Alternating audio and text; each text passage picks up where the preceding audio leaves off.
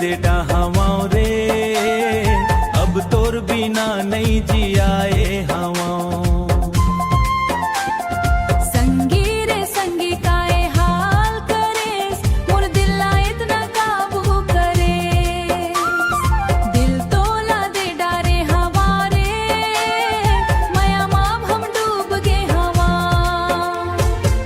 पहली नजर में तोला देखे हवाओ, तभेले दिल मोर हार गे हवाओ।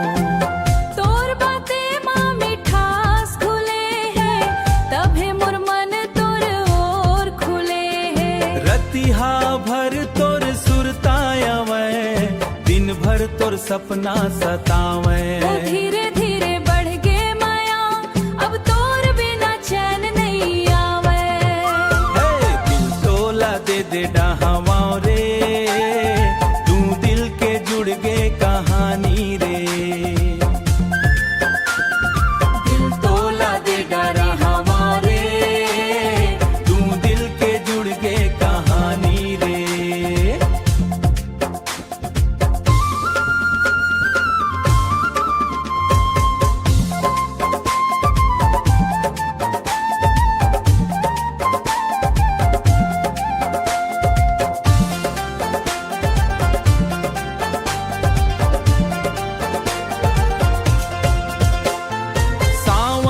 संतोर माया बर से मोर मन ला भीगो के रखे है।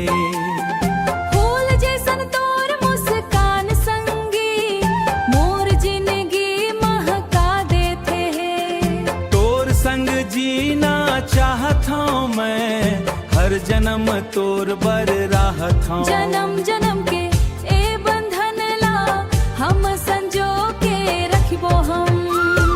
दिल तोला दे डाहवाओ